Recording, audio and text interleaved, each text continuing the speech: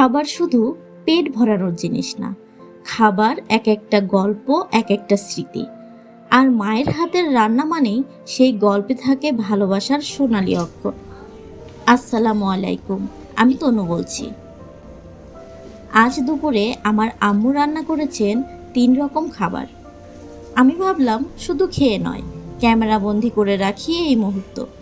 কারণ মায়ের হাতের রান্না কখনো শুধু রান্না হয় না, এটা হয়ে যায় পরিবারের জন্য তার নিরলস ভালোবাসার প্রকাশ।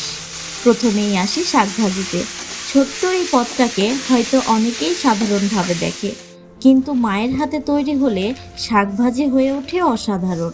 গরম ভাতের সাথে এক মুঠো শাকভাজি যতই সাদাসিধে হোক না কেন, শরীর আর মনকে দেয় শান্তি। তারপরে আছে কাচ্চি মাছের চচ্চড়ি। ছোট মাছ পরিষ্কার করে মশলা মাখানো, তারপর ধীরে ধীরে আগুনে রান্না করা। এই প্রক্রিয়া আমি ছোটবেলা থেকেই দেখে আসছি। খেতে বসলে মনে হয় পৃথিবীর কোথাও এমন স্বাদ খুঁজে পাওয়া যাবে না। এই স্বাদ শুধু আমার মায়ের হাতেই সম্ভব।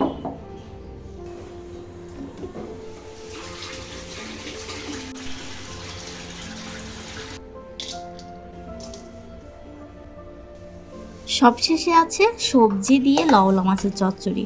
কত যত্ন করে পেঁয়াজ, মরিচ আর মশলা একসঙ্গে মাখানো হচ্ছে। মনে হলো এ শুধু একটা খাবার নয়, আমাদের সংসারের প্রতিচ্ছবি।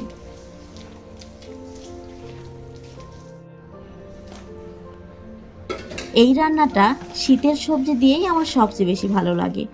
টাটকা সবজির গন্ধ, মশলার ঝাঁঝ আর মায়ের হাতের ছোঁয়ার তৈরি এই এক অনন্য স্বাদ।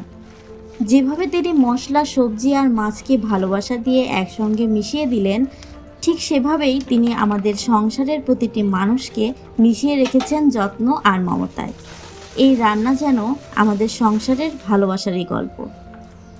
আসলে দিন শেষে আমরা যেখানেই যাই না কেন, মায়ের হাতের রান্নাই আমাদের টেনে আনে ঘরে। আজকের ভিডিওটা আমি শুধু খাবার দেখানোর জন্য করিনি, করেছি যেন মনে করিয়ে দেই জীবনের আসল সুখ লুকিয়ে থাকে মায়ের হাতের রান্নার ভেতরে।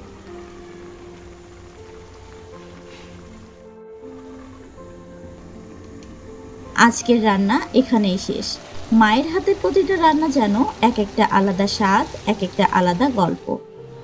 সামনে আবার নতুন রান্না নিয়ে ফিরবো। ততদিন পর্যন্ত আমার সঙ্গে থাকুন। ধন্যবাদ।